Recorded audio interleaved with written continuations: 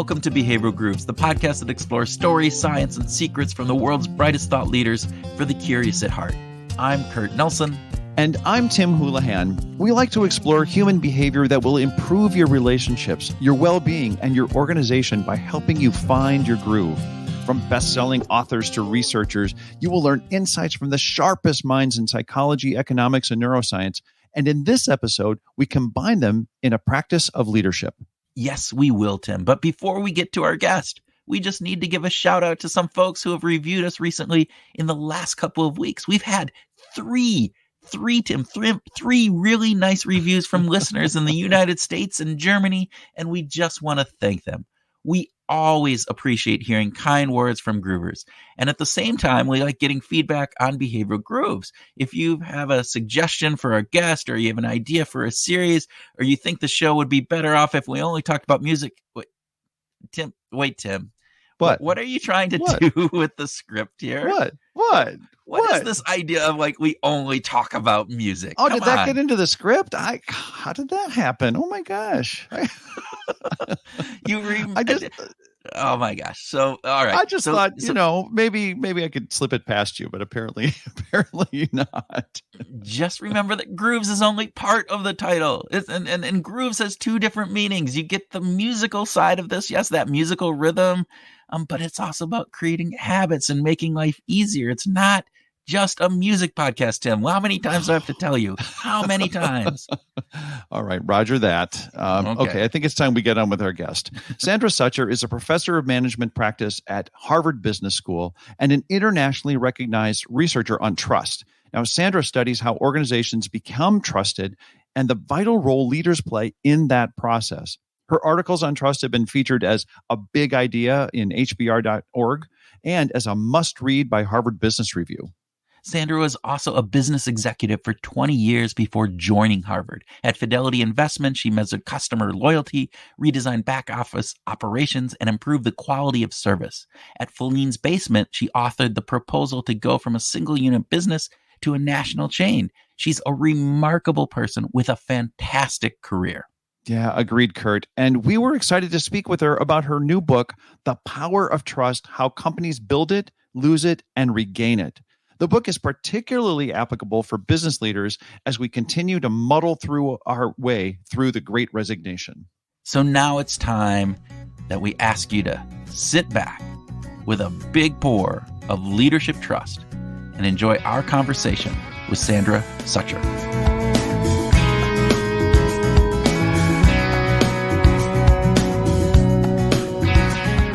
Sandra Sucher, welcome to Behavioral Grooves. Oh, thanks so much. We are glad to have you here. And Kurt, who's going to get started on our speed round today? You're going to start with the first one. I'm going to get Tim. started. This is so fantastic. Okay. So, Sandra, big question. Would you prefer coffee or tea? Oh, coffee. Oh, not a hesitation. Outside of Boston, I would assume that might be the case, right? There you go. Okay. But decaf, alarmingly. Decaf. Okay. Right. Right. Yeah. So we talked a lot of people.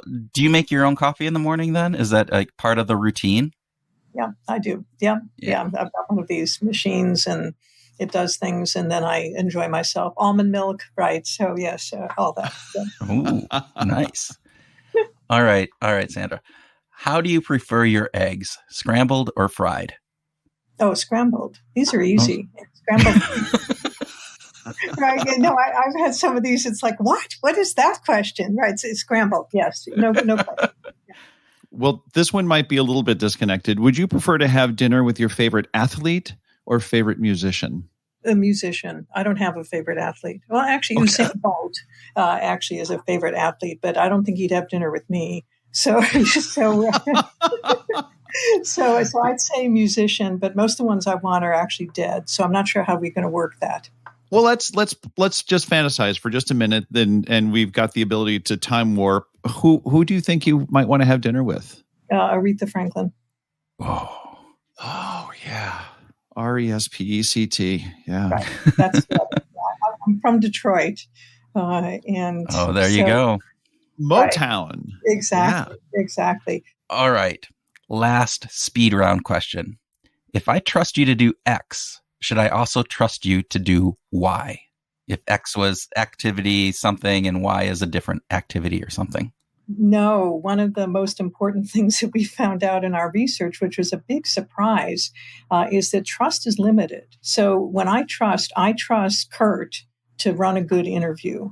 I'm not trusting you on any other dimension because trust is one of these. It's like I'm trusting you to do X. And trust works like that. It's one of the reassuring findings that we had because it means that it's not like the glue that holds us all together. Trust is actually quite contextual, it's action specific, and it's relational. And so in that regard, it's easier to work on if you care about those dimensions than if you think it's this magic sauce that somehow makes everything work. And so when we did the research, what we were after were those kinds of practical insights into what trust is and how it works. And so a great question, and absolutely no, Kurt. I don't trust you on any other dimension. I'm sure you're a great guy, but I don't.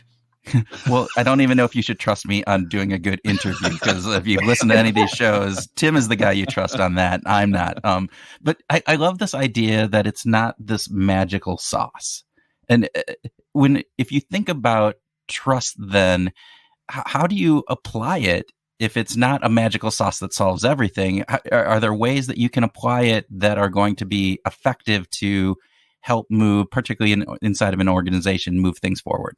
Yeah. So the way you go after it is you start with who are my stakeholders. Right? In this case, who is the person or the group that I'm trying to get to trust me? And so trust is in the eye of the beholder. There's not some single standard that says, even for the same situation, that we all trust on the same dimensions. So first you have to start with who's the person who's doing the trusting and what matters to them. And then it is this question about what are they trusting me to do, right?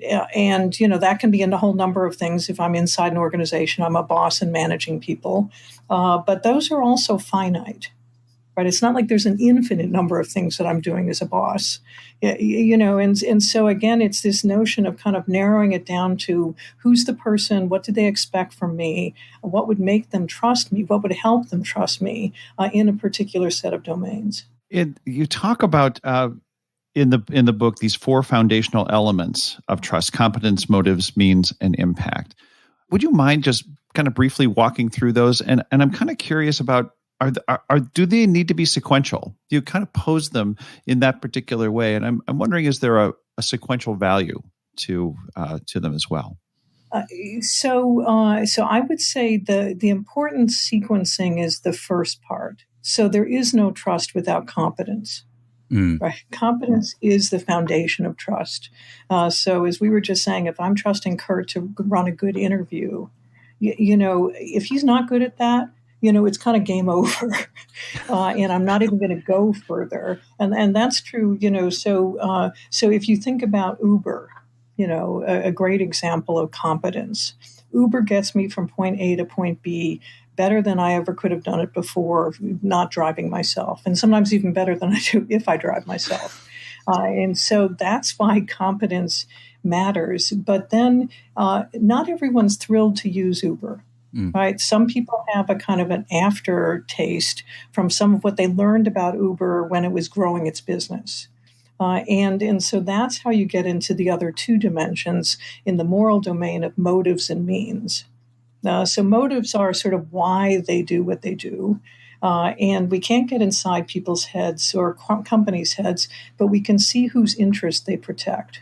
Right. And so when I'm judging a company, when I'm assessing their motives, it's like, okay, who's on first, and who's not. And so there is this story from 2013 of an Uber driver who unfortunately kills a 6-year-old girl. He runs into a family of 4 on the streets of San Francisco, and he injures her mother and brother. The family sues. And when they do that at court, Uber claims that the driver really wasn't an Uber driver. And the reason he wasn't an Uber driver was because he didn't have a passenger in his car and he hadn't accepted his next ride. So you say, well, whose interest does Uber protect? All that Uber seems to care about is Uber.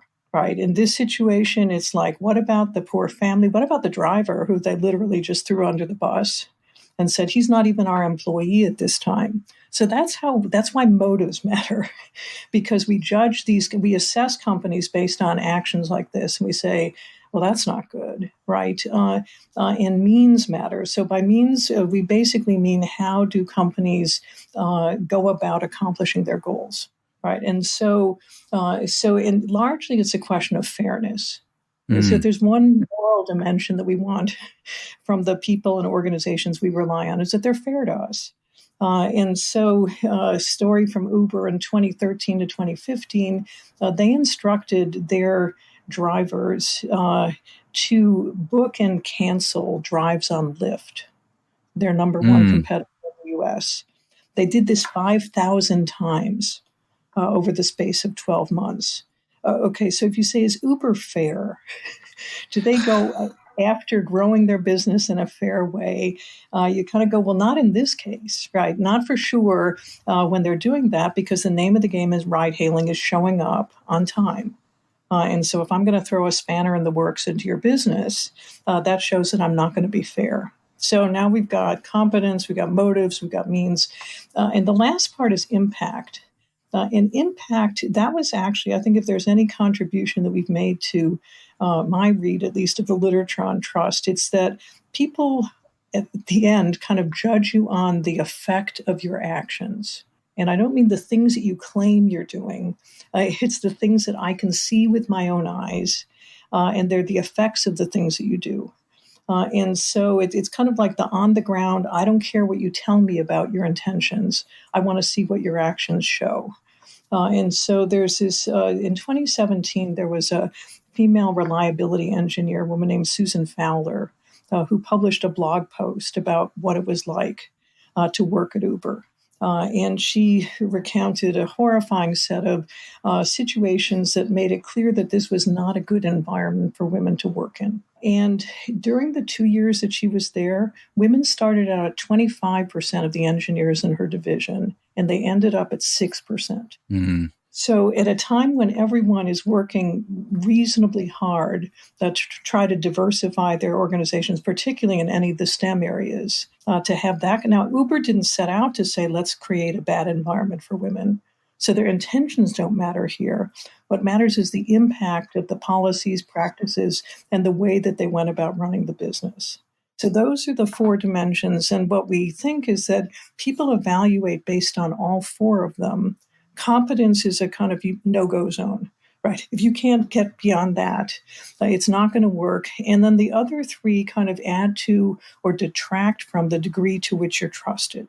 So, Sandra, on the impact one, if I'm benevolent, if I'm trying my best, but I just don't do it, and maybe it's not necessarily I lack competence, but we got unlucky in this situation. I said I was going to get that paper to you on Friday.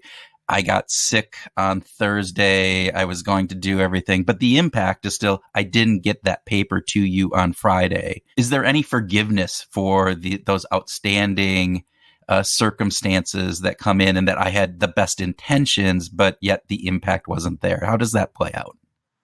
So it plays out in two ways. I don't know how long you want me to answer, so I'll start with the first. Okay.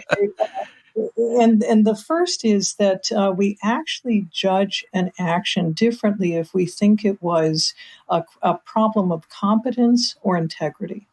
Okay. Right. So for a competence error, you had a bad day. All kinds of technical things went wrong. Interview wasn't so great because X, Y, and Z happened, storms outside, all of that. I'm going to say that's okay. I get it. Everyone has a bad day. If I think for some reason that you set out to do that, you didn't like my book, you decided, we're going to ask some questions that's going to make her look dumb or stupid or, biased in any one of a number of directions, that's an integrity problem, right? And then I'm not so forgiving. So the nature of the trust breach really matters. And we have a very different attitude toward whether it's a question of competence or integrity. That's fantastic. Actually, I love that. I love the way that you approach that. And I also love the way you littered the book with these great business examples. As practitioners, Kurt and I are always interested in, well, what are other companies doing and how do they approach this? And I loved, thank you for using the Uber examples, because I love the way you walk through that in the book, using a specific company under all these different circumstances. You also gave a great example about Nokia and the kind of trust that was involved in laying people off. And I was wondering if you could just share a little bit about that and what your thoughts were about how Nokia handled the layoffs. Yeah, so Tim, thank you for asking about this. If I had to rank order like 5 companies that I admire at a particular point in time, Nokia managing this layoff is one of them. And so this was at the point in time when Nokia is being outcompeted by Apple and Android phones, right? So its phone business is going down. And so the leadership knew that they were going to have to do a very big restructuring, which is a polite way of saying a staff reduction. And they figured at the end, it was going to take about 18,000 people spread across 13 countries out of their jobs. So they had a bad experience, which I won't go into, in a layoff that they conducted in Bochum, Germany in 2008. Which was so expensive. And so just one small example of how bad it was, people started sending their phones back to Nokia. They were so ticked off that they closed a factory in this town, in this city in Germany. And they ended up losing, they calculated something like $800 million in lost sales, $100 million in profit, if they just compared what they would have made if they had just done the same as they did in France and Italy. Oh my gosh. So this was awesome in a really bad way. And so their catchword for the layoffs that they had to do was not another Bochum, right? So and a lot of people actually learn how to be more trusted by being untrusted at first, right? And so it seems to be a pattern that, okay, that really hurt me. What went wrong and what can I do differently next time? So what they decided under the leadership of a guy named Aho Esco, who we need to check his name because it's a name and I sometimes get like the first and last name switched. So I'll say it twice. We'll make sure that it's in the show notes, and we'll make sure that it's right in the show notes. So we'll double check that. All right. Okay. And so what they devised was a kind of a bet on trust. And they said, guess what? We think that if we can develop a support for laid off employees program that shows exactly how committed we are to helping them get new jobs, that we can count on them to stay on board, some for as many as like 2 years to help us through this restructuring. So they put together this elaborate program, which I can describe pretty simply. There are 5 tasks that they help you get it through, which you help to get a new job. The first is they help you get a new job at Nokia. They help you get a new job outside of Nokia. They give you money if it turns out that you have a project that you want to do, including starting a new business, and you can defend the business plan. They will support your education. It's a 4th path. And then they even have 5th path. They said, ask us for something we haven't thought of. And they then tailored this in 13 countries around the world through local leaders, all of whom were losing their jobs. And they managed this process internally. And what happened at the end of it is that everybody stayed. They ended up with the same percent of new revenues from new products that they always had, which is like 33%. And the amazing thing is that 60% of 18,000 people knew their next step the day they left the firm. Now, I've studied layoffs for a decade, and I've never seen results exactly like that. And so it really goes to show that if you approach people with a program based on trust, that you can make some miraculous things happen. And just a small side note, they were smart enough to know that they were going to be prioritizing the interests of employees over that of Nokia during this period of time. And so they asked for permission from the board of directors to take this approach. So they went to them before they implemented this program, before they announced it, and they said, look, we're not going to move forward on this if you don't back this way of prioritizing interests. And the board said, we get it, we understand, and we're behind you to do this because we think it's the right thing to do, and we think it'll help us anyway. So that's the Nokia story. It's a great example of many things, not least of which is that learning how to be trusted is a very creative act. There's not like a big playbook for this that told Nokia, here's how to do a layoff that really is going to help people trust you for 2 years, knowing that their jobs are going to end. Yeah. And there are lots of ways that we think about innovating in business. And I just want to sort of mark that learning how to be trusted is another space where this can happen.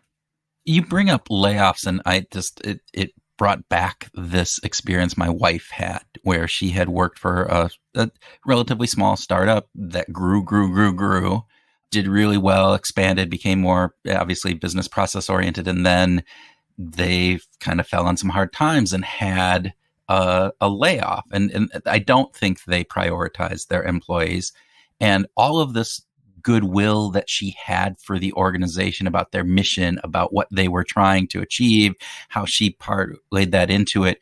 It was pretty much gone the day after the layoffs happened. Actually, even before that, just through the whole process, because they didn't think it through, and I don't think they trusted. And I think layoffs in general probably have that, probably more, at least, and you might have better insight on this than almost any other type of management type of approach. I mean, have you seen that? And in general, do companies do a good job on their layoff process, or is Nokia just a outlier that is so far out there that is a shining star, and we should all be looking at that, and there's not other examples that we can look to? So there's the first piece of advice I get when someone asks me, how can I be trusted more as a company by my employees, is to stop laying them off or to stop having lousy layoffs. Right. Yeah. So, the people have been studying the effects of layoffs since the 1990s. And there are a number of effects that point to the fact that layoffs are a trust killer. And part of the reason why they work that way is that they don't just destroy trust, which they do for the people who are laid off. They destroy trust for the survivors. Because now all of a sudden the connection that I used to have between, if I do a good job, I get to keep my job, that connection is broken. It's like your wife was doing a great job, and all of a sudden she doesn't know what she can count on. Well, if they can just lay me off, what's up with that? And so we find that it has an effect on whether people pay attention to quality, whether they pay attention to safety from a manufacturing environment. Sales relationships suffer because people are just not so interested in going the extra mile for a client. People are less interested in coming on board to a company. There's less creativity because people are afraid to advance new ideas because they're not sure how they're going to be. And so, this is one of those best, common practices. It continues to just be so damaging, and among the things that I've tried to do in my work is to just illustrate exactly how bad this is and what can be done differently. Because the punchline is, well, so give me a better example. And that's why we go and study places like Nokia or Michelin that we write about in the book, and other companies that we've looked at. God, the ripple effects are just huge. The list that you just rattled off. We do a lot of work with companies who are trying to deal with the chaos of the pandemic, and psychological safety is an important part of it. But it seems like trust is really central to psychological safety. And so, right, I mean, companies are struggling with that these days. Yeah, no, and Amy Edmondson's work on that, is just remarkable. And she, she's the one who has pointed us all to understand exactly how important it is for us to take risks in order for organizations to be effective. And so what happens when people don't trust you? They stop taking risks. Yeah. And when that happens, all the stuff that we want to have occur in companies like innovation, doing new things, doing the things we do well, all of that starts to fall off a log. And the flow of good information coming from inside the organization up gets absolutely stopped. And that's part of why companies get into so much trouble, is they just don't know how bad things are at the production among the people who are doing the work. And part of why this has been so hard to study is that the effects, as you just said, are spread all over the place. So I describe things that affected new product development, sales, manufacturing quality, talent management. And so no one sits back and says, well, let's see what pattern I can do if I assemble data from all of those processes. Yeah. Right. And so that's why it's very hard for companies to understand how damaging it is because it's spread across the organization. And each area may end up sort of seeing it, in fact, but no one is kind of connecting the dots to the root cause, which is how people are either being treated or whether they trust or not. So I have a two-part question. And one is just looking back over whatever history time you want to look at, how much has the landscape of trust changed? I mean, particularly as we think about organizations, are they gaining trust more? Are they losing trust in general? What is that landscape looking like? And then the part two of this is, have you done any research or seen any research about the pandemic and the effect that the pandemic has had on that trust, particularly as I look out and you hear things about the Great Resignation and all of these factors that are coming into play as we're kind of trying to get out as we do this at the, mid part of March or August, where are we in that? Right. So to answer your first question, one of the more reliable sources for information on trust and how business is doing is the Edelman Trust Barometer. So Edelman is a PR firm who has made studying trust kind of the core of what it is that they do as a service, honestly, to the rest of us, and then they build their consulting practices around it. And so they have been studying trust in 4 institutions for 20 years. They've been studying trust in business, in government, in the media, and in NGOs. And every year they do this study across, 30x countries around the world with statistically valid samples from each country of people who were both kind of informed users of the media and people who are just part of the general public. So that's just a long description of what Edelman is, what they do. So the 2021 Edelman Trust Barometer, for the first time ever, honestly, business was seen as the most trusted institution among those 4. Now, that's a number like 61% compared to 57 or 54% in the other 3 institutions. So we're not looking at vast differences. I'm just trying to level set this. But nonetheless, it is striking that has occurred. And part of, if you've followed their research, it would appear that 2 things have influenced that. One is that business is really increasingly expected to pay attention to social issues that used to be the domain of government and NGOs. And so over the last, X number of years, probably 5 or 6, the expectations of businesses keep getting ratcheted up as to the interest that they are expected now to pay attention to. Some of that is a function of climate change, where we have a great example of something we know no one of us can solve alone. And we know that businesses can play a really important role in solving that because they're part of the problem. Honestly, to start with, and they make decisions that affect that. I think the pandemic has worked that way as well. Right. So this is an example of a kind of a trust challenge that's due to external events. So you can't point to anyone and say, well, it's your fault, that we have this pandemic. What you can say is this is now a condition that we all have to live with.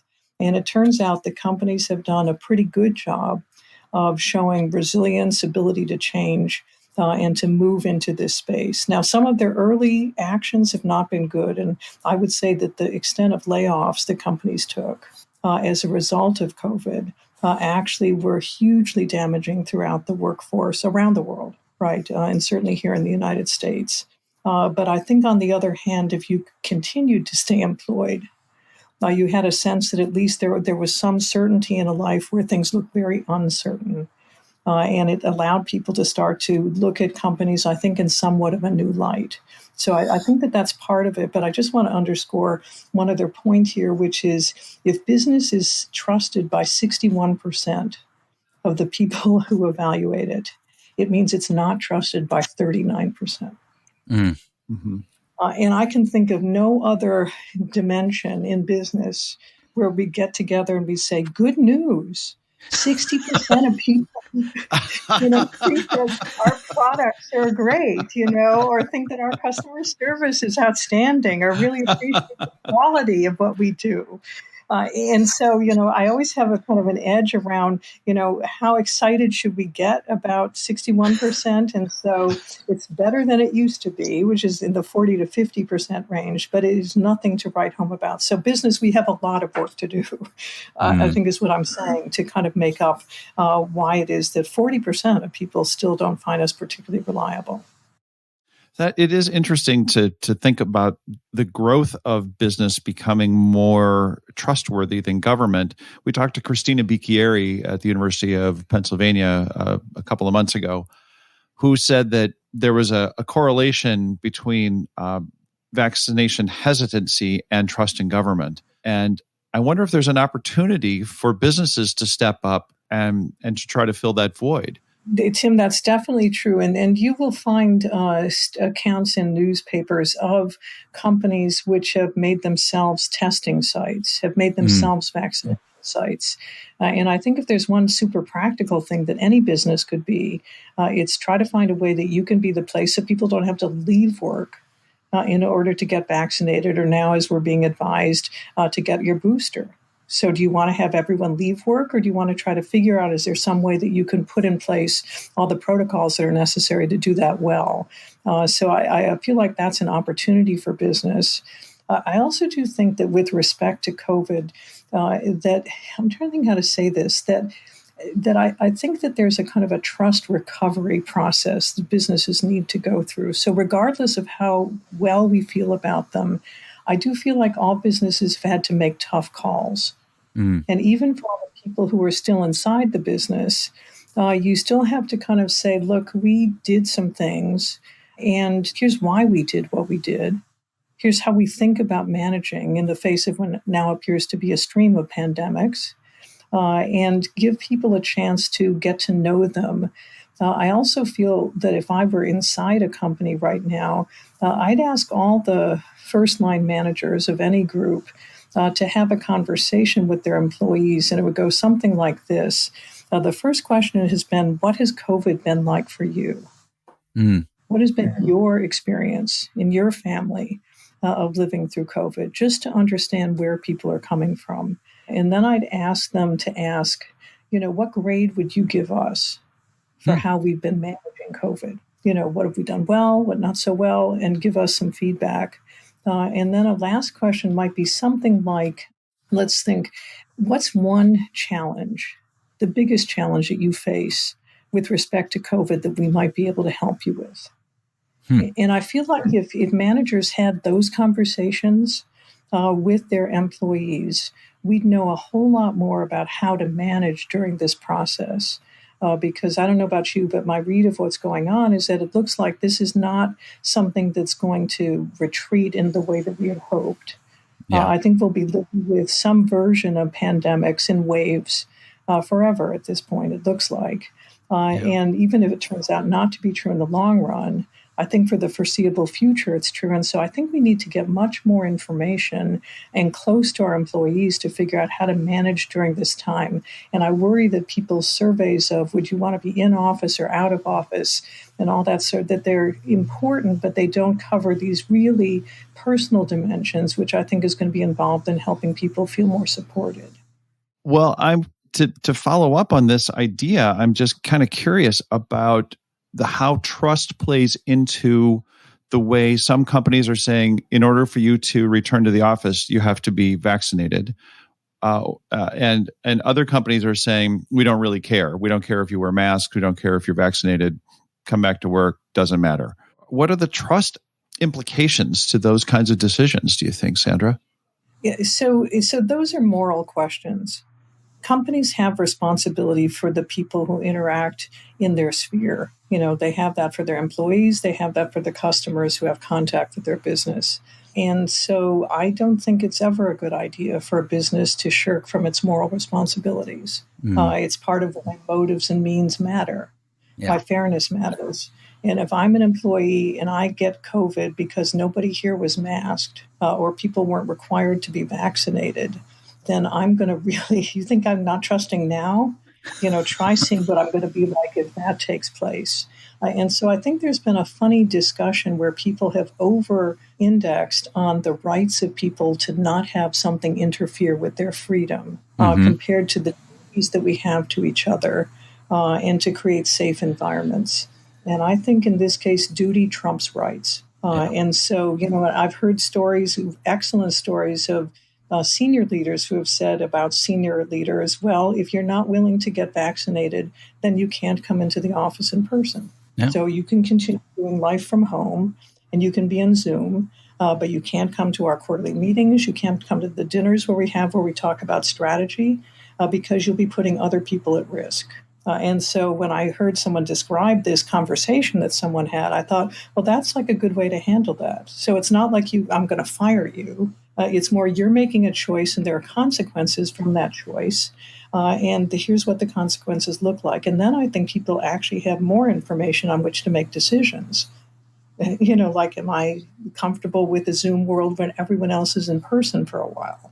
Yeah. What's that going to be like? And so I feel like there are definitely ways to move ourselves through this. But I think that the strong anchor here is around trust and understanding that you have a moral obligation to be fair to people. And part of being fair is, and the impact that you have is to not expose them to illness that they would be exposed to under certain conditions. It sounds like a lot of what you're talking about here is opening up a two-way dialogue with the organization and the employees so that it's not a one-way, here's the decision and just go and now you need to implement. But there's a two-way communication piece. Would that be something that you would agree with? Yeah, Kurt, that's a very good pickup. So part of the organizational literature on fairness is there's a kind of what's called procedural fairness. Mm-hmm. And that just has to do not just with sort of whether I'm distributing pay and promotions. This is sort of what processes do I use to run my business. And one of the most important dimensions, it's called the voice effect, is whether or not I give people a chance to have a role in decisions that affect them.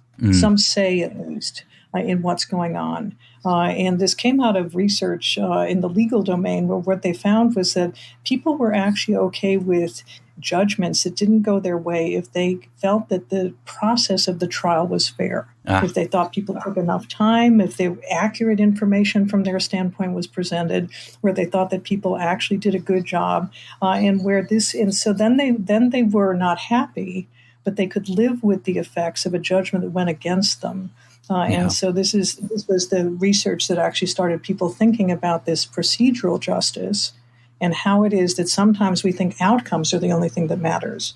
Did I win the case or not? And this is an example where, no, you know what? If I can understand and feel I'm well represented in this process, then I can be okay with the result. So a quick follow-up on that. We do a lot of work with companies, and oftentimes they're doing employee surveys or qualitative interviews where they gather input. And then in many companies, they do a really good job of saying, all right, thank you. Here's what we heard and here's what we're doing about it. But in other companies, it goes months and there's crickets and they're not hearing anything. Is there anything from a trust perspective? Is it better not to ask anything at all? Or is it better than to ask and then have nothing happen from it? I mean, I don't know if you have any insight in that. So I think that if you ask me a question which affects my interest, then I expect to hear back what you made of the information you asked me for, right? This is in the domains of motives, right? Yeah. So whose interest are you protecting? You say that you're doing this to find out how I'm feeling. Yeah. And so I want to know, what's the result? What are you going to do as a result? And that's part of how you would demonstrate that as a stakeholder that I matter to you and that you've heard me. So I think the notion that this goes into the organizational black box out of which it never emerges, that's just not a good practice, because you've erased an expectation that you care about people, and then you're disappointing it when you don't give them anything back. We're recording this in August of 2021, and you have recently been working on sort of summarizing what it is to be a good company. And I was wondering if you could share some of your thoughts on that. So Tim, my co-author and co-researcher on all of this work, a woman named Shalene Gupta, who is just a brilliant researcher and novelist and writer and journalist on her own behalf, and works as a research associate at Harvard Business School. We recently wrote an article that was published in Working Knowledge. It's an HBS vehicle and also on LinkedIn. And the article is called something to the effect of how to be a good place to be from. And what this is about is there's a company that we study called Recruit Holdings in Japan. And Recruit, for a variety of reasons, notably had an awful scandal that emerged in the late 1980s, where its CEO basically sold shares of an unlisted subsidiary to important people in government and business. And this got reported on as insider trading by Japanese media, and it caused a firestorm such that the Prime Minister of Japan and his entire cabinet had to resign. So if you talk about trust scandals, this is about as big as it gets. That's the only one we've ever heard of that goes up this high, starting in a business. I'm sure there probably are others. And so what Recruit then obviously didn't have the resources that it ordinarily would have as a well-capitalized business to guarantee Japanese people who work for them lifelong employment. And they said, okay, we don't know what the future is going to hold for us.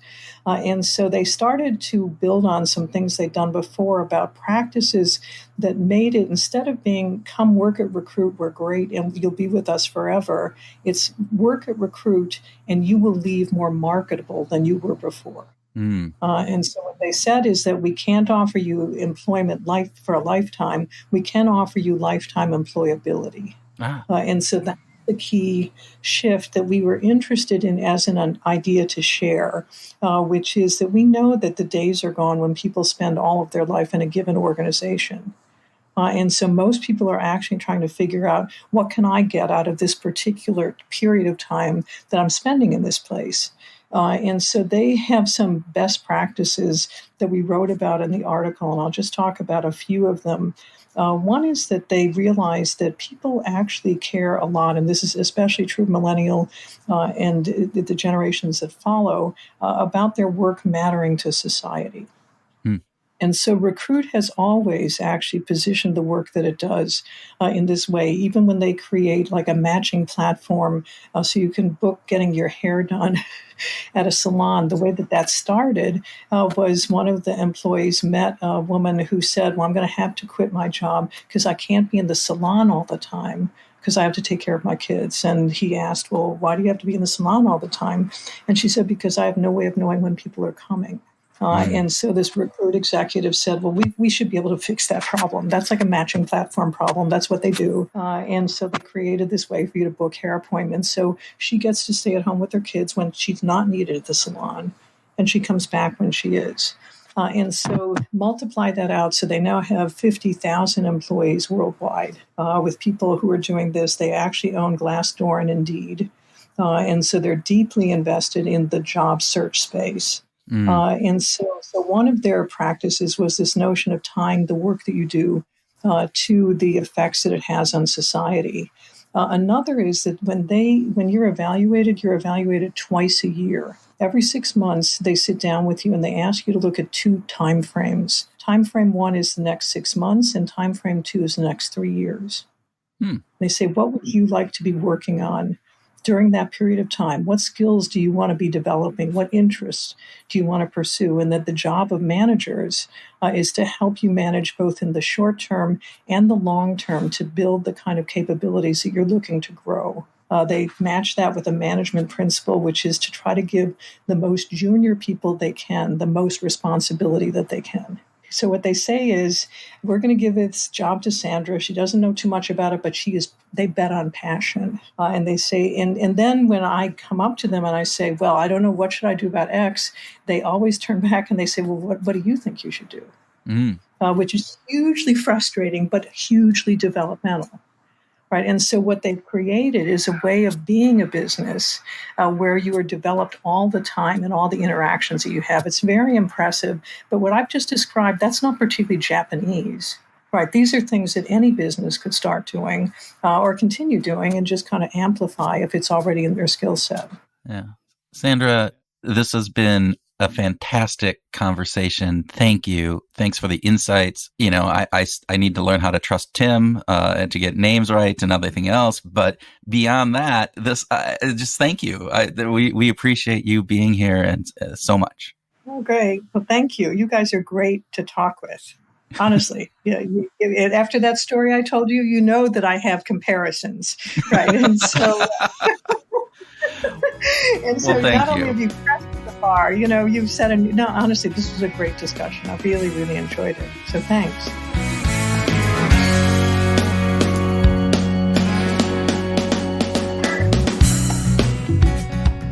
Welcome to our grooving session where Tim and I groove on what we learned from our discussion with Sandra, have a free-flowing conversation, and talk about whatever else comes into our trust fall brains. Oh, trust. Wow. Did you ever do a trust fall, Tim? I did. Back when you stand up on that ledge and you fall backwards into your coworkers.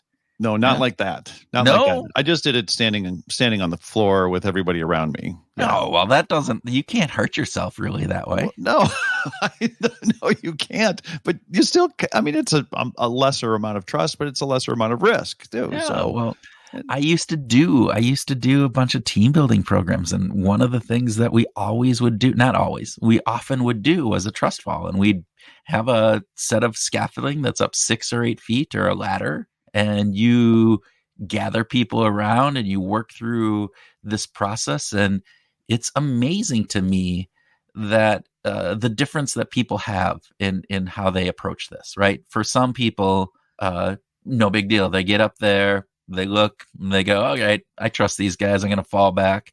And others, they're literally shaking and to a point of this is painful. And it's crazy to see that happening and to see that going on. And Sandra's conversation with us, I thought was really interesting because I'm going, wow, there's a component of that these, yes, companies have to build trust. And I don't think you can do it through building trust falls or doing trust falls. But man, if you can have that trust in your coworkers and in with the company, just how much improvement that has. That's pretty cool. And while that's part and parcel to psychological safety, I'm curious, Carrie, did you ever see, I'm sure that there were people who just said they wouldn't do it. I would expect that there were some folks who just said no. But do you think that there's a correlation in trust and in the trust fall scenario specifically and the personalities of those people? Do you think risk taking had anything to do with it, or their willingness to be a trustworthy, companion? Yeah, I'm sure there is. Actually, what amazed me is we always offered an out. And I think sometimes the harder thing than actually falling was being the person who first said no, that I'm not going to do this. And we made them choose. That was part of the whole trust fall thing is say your name. I, Kurt Nelson, choose to do this. Or I, Kurt Nelson, choose not to do this. And for those people who, the group norm, that social pressure is to do it, is to get up there and do it. And I think it took a lot of courage for some people to say no. And that whole piece, I think, gets into the trust that they have with their coworkers and other pieces of it, right? Yeah. How well do they know and trust that they're not going to be ostracized because they were the one who didn't do it and who didn't go forward with this? And are they going to feel foolish? It goes back to that psychological safety to show up who you are and to go as far as you want to go.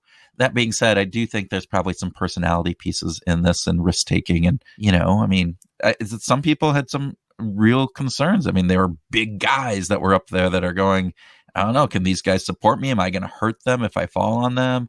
And there's others who had fear of heights and even 6 feet up. is a long way. Actually, when you're standing up on top of that platform and you're looking down, because I was up there almost every time with people, it's a long way to look, right? Yeah. And so, it's interesting. Because the platform is 6 feet high, but if you're, let's say, 5 feet tall, your eyes are at 11 feet. Yeah. So it feels a lot different than just being at 6 feet. Exactly. Yeah. Well, tell me about what your thoughts are about the 4 foundational elements of trust from our discussion with Sandra. Well, it's good. I think there's an element here that idea of competence, motives, means, impact. It's a nice, very practical way of looking at this. And then you can do a diagnostic to say, all right, so do we have the competence to be able to do this? Are people competent enough in their jobs? Are we competent enough in what we deliver so that we build that trust at that level? Then you have motives and means. Are you being able to do that? And then the impact, right? So I think it's all there. I think it's a great rubric, right? It's a great model, a screen to sort of overlay. And I think that it's really cool. It struck me recently that I saw this morning, we're recording this right before Thanksgiving in the United States here, 2021. And Target Corporation just announced that they're going to close stores on Thanksgiving for everybody, for forever also. Yeah. So as kind of a respect. And I thought, well, that's a step, in kind of saying the corporation making a stand to say our motives, right? I think Sandra would say that we can't get into the company's head, but we can see whose interest they're protecting. And in this case, it looks like this action of closing the stores on Thanksgiving Day is an act of showing some interest in the employees.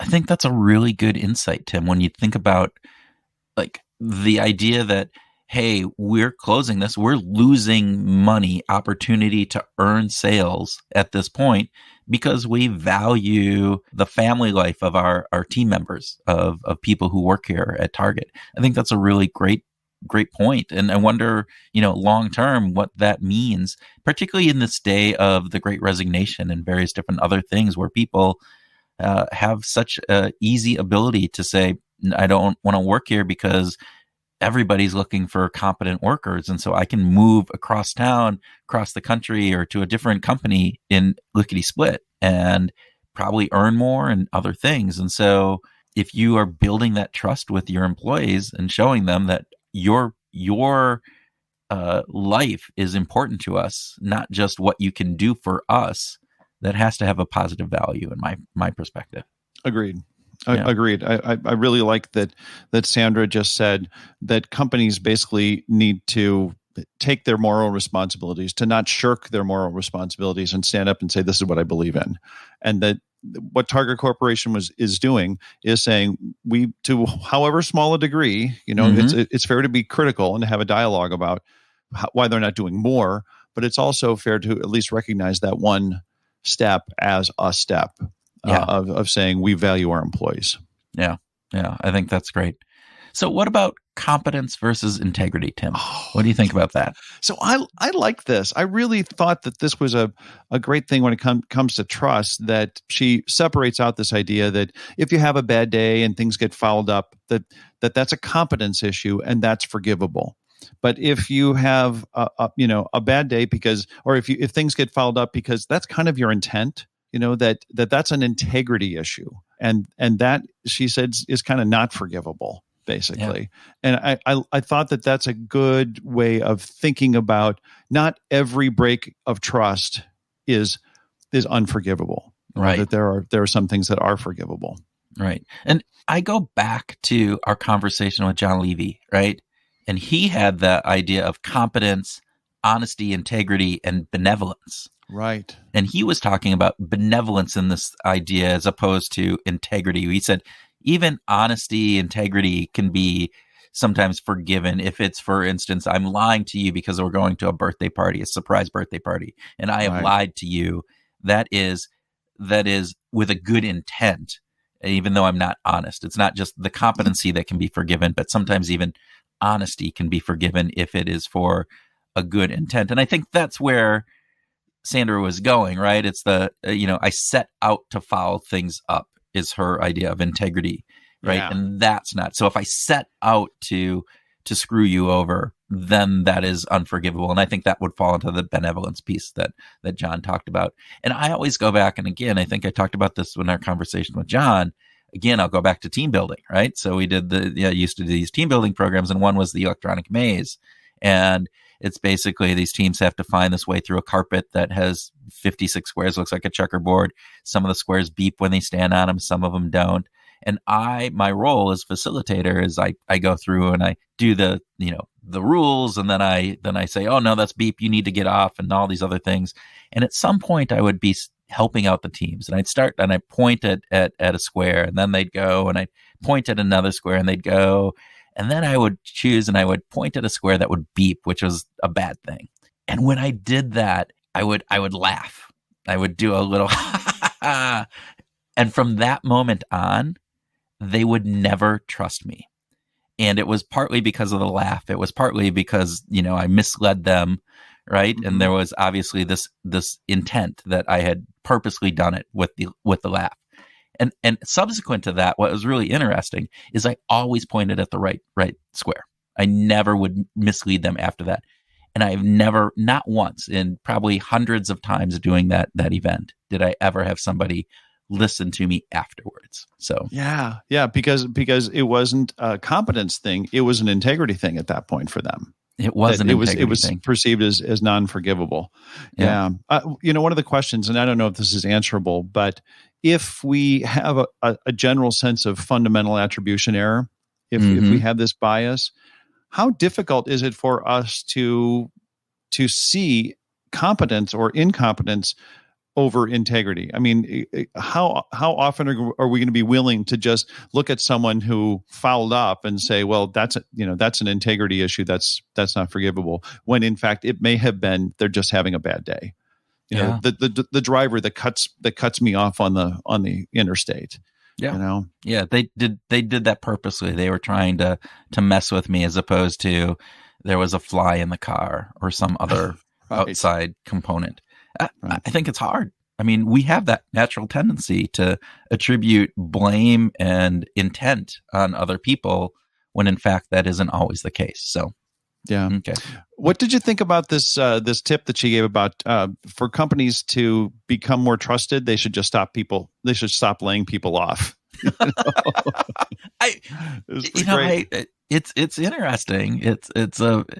I don't know if companies can. I think there's financial pressures and various different things. What I loved is her conversation about Nokia and the way that they did it, the right way of doing that, right? And thinking through all of the steps that are necessary. And if you're going to do it, be as transparent, help them find, really work with them. Again, it goes back to what you just talked about with Target and who's benefiting from this, right? And so right now, when you lay somebody off, the benefit is always with the company. It's never with the person. Yeah. So how can you change that cost value, right? How do you bring some value to the person who is being laid off? And yet, I don't know if you can. I don't know if you can fully ever replace that. But as much as you can mitigate that, the better you're going to be. So, yeah, agreed. And I loved, the other thing that she said about that I thought was really interesting is it's not just with those folks who are laid off that you lose the trust. It's with the folks who are remaining. Mm-hmm. And that she talked about how that impacts where employees pay attention to quality, to safety, sales, recruitment, creativity, all of those factors that come in. And I thought that was really insightful. And so, the impact of a layoff isn't just with the people who are being impacted by being laid off, but it impacts everybody in the organization and creates that lack of trust that impacts a whole number of other factors. So yeah, I've seen this with companies time and time again in over the last 20 years of organizations that felt like they observe the problem as our cost of human capital of employees is too high, so we have to reduce that. And they see it, they always frame it as two options: we could reduce wages, or we can lay people off. Yeah. And they're pretty convinced that reducing wages is just a bad option. So laying off people to offset that cost is better. And yet you hear these stories of companies that have built up this trust because their plant burned down and they still paid everybody while they were while they were rebuilding the plant and nobody's working.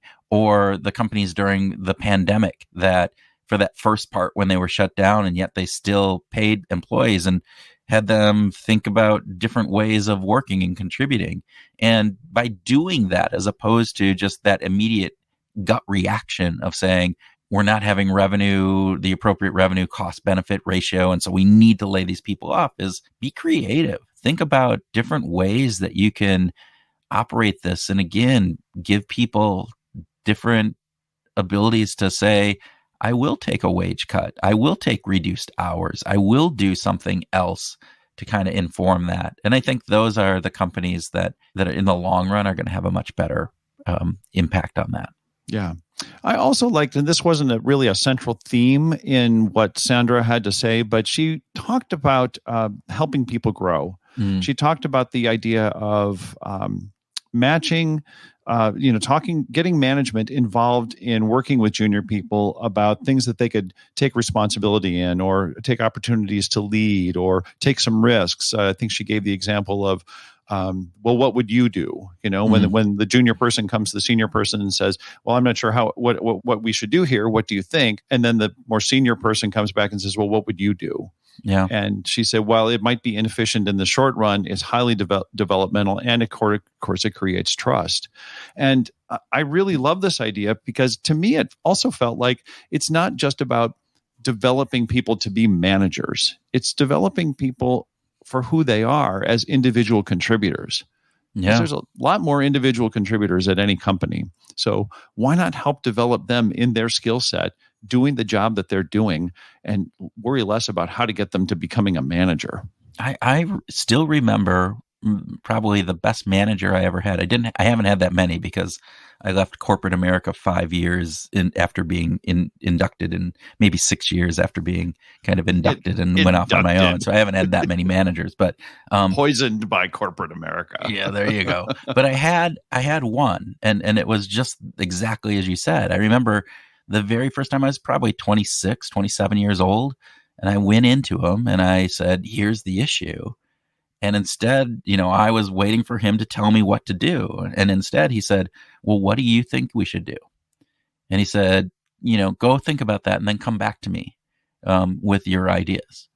And what that did is it started me thinking, like, every time I went in to see Steve, I had to come in with, like, here are the options that we can do. Here are the 2 to 3 different things and how we can handle this. And that process of just doing that, I think, made me look at situations differently. And for many of those situations, then I didn't even go in because I now had identified these 2 options. This one obviously way better than this. So I'm just going to go ahead and do that because I don't need to run that by, or sometimes I would just run it by, but say, I think we ought to do X, and just to get the blessing. And that would be great. And that's usually what happens. So that's cool. Yeah. All right. With that, let's wrap up our grooving session on Sandra and say thanks once again for sharing her insights with us. Businesses may be getting better as time goes on, but they have a long, long way to go at becoming more trustworthy. Wouldn't you say, Tim? I would agree. Sadly, I would agree. There's a long, long road to hoe there. But Sandra's model of competence, means, motive, and impact can be a powerful overlay for any leader that wants to improve their organization or their team or their business practices, and to ask themselves, well, how well they're doing on these fronts. To really take an honest assessment, I think could be really powerful.